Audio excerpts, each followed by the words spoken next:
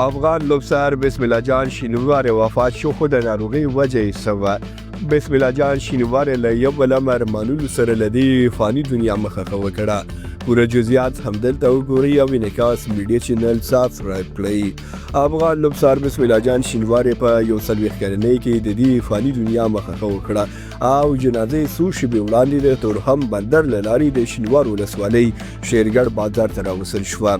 هغه به نن سهار 9:30 بجې په خپله پلرنۍ هدیره کې خاورو ته وسپارل شي. نوموړي هېڅ ناروغي نه لرله او نه هم کرکټ بورډ د هغه د ناروغۍ په اړه رسنیو ته څه ویلي دي، خو په حواله رسنیو کې د یو شمېر باوري سرچینو د معلوماتو په حواله ویل کېږي چې نوموړي په پاکستان کې په یو ځایي کلینیک کې د وزن د کمولو او د خېټې د وازې لرې کولو عملیات کړی و چې پاکستاني ډاکټر ورته رګ وهلی و چې له همدې عملۍ خپل خوږ ژوند له لاسه ورکړ. په دې کوچني کلینیک کې د بسترېدو څخه داسې معلومیږي چې نوموړي ته کرکټ بورډ مصارف نه و ورکړي او خپله یې په یو ښه او معتبر روغتون کې د عملیات کولو توان نه لري. په هر حال اوس له موږ سره د افغانستان د کرکټ لومړنی نړیوال لوبڅار بسم الله جان شینواری نشته، خو دا لوبڅار کوچني بچیان لري چې لا د ګچې وټیني دي او نږدې 40 کسه کور ورسره غاړې وه چې ښایي له دې وروسته له سختو اقتصادي ستونزو سره مخ شي.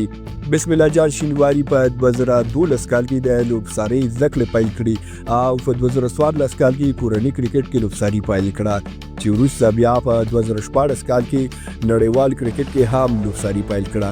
هغه تر دې دمه په 26 ورځو او 140 ورځنیو لوبو کې لوبڅاري وکړه. بسم الله جان شینواری په روسي ځل په نړیوالو لوبو کې د روان کال فبرورۍ میاشت کې په 18 نیټه د عمان او امریکا ترمنځ په لوبه کې د روسي ځل لپاره لوبڅار و، خو تر دې نیټې وروسته یې په کورني کرکټ کې هم لوبڅاري وکړه او د مسلکي ژوند وروستۍ دنده یې په کورني کرکټ کې وه چې د تېرې جون میاشتې په 12 یې د هندوکش او میاون لوبډلو ترمنځ فرست کلاس لوبو کې لوبڅاري وکړه. وګورئ ملګرو، تاسې د بسم الله جان شینواری د نشتون په اړه څه ویل لرئ کمنټ کې ولیکئ. زموږ ویډیو شیر او چینل سبسکرایب کړئ. تر بیا ښې چارې لویه لامل شه.